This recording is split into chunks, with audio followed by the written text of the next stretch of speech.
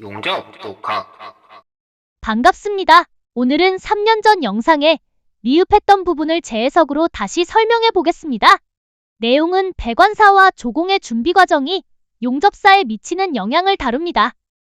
상부에 올라온 배관 끝에 비나 먼지가 들어가지 말라고 철판으로 막았습니다. 근 6개월 만에 다시 개봉을 하는 중인데, 물론 비파괴 검사, RT를 찍어야 하는 포인트입니다.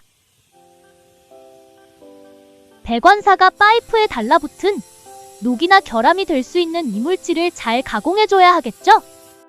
4인치 그라인더와 7인치 그라인더를 번갈아 가며 개성각을 가공하고 있습니다.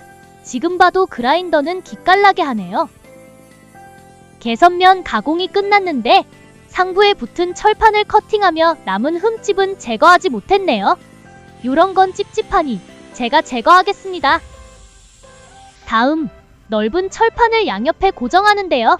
자키볼트를 용접해야 하는 준비가 안 돼서 철판으로 대체한 거랍니다. 사전 준비가 영 엉망이죠? 무게가 많이 얹히는 스풀일 텐데 개뽕을 넣는 건 좋지 않아요. 원래는 철로 된 직각자를 사용해야 합니다. 이유는 차차 드러납니다. 차차차. 아직도 게임하는 사람 손. 뭔 개같은 소리를 하는 중에 이곳에 꽂힐 파이프가 올라오고 있어요. 세로로 꽂히는 스풀의 용접 부위에 인사이드와 표면의 녹을 제거하고 있습니다. 다음은 도비 형님이 크레인에 매달아 용접 부위로 이동시킵니다. 상부 그레이팅 슬리브 사이에 정확히 밀어 넣어줍니다.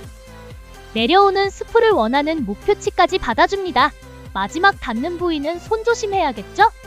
무게가 만만치 않기 때문에 면적이 얇은 개뽕을 사용하면 개선면에 엄청난 하중이 가해집니다.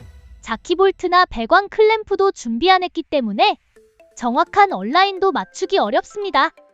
만약 얼라인이 많이 졌다면 초보자분들은 피똥 쌀 수 있습니다. 배관사는 테크 칠 수 있는 근사치만 오면 이렇게 얘기합니다. 테크 쳐 임마. 이 정도면 덤프트럭도 지나가겠다. 내가 칠까?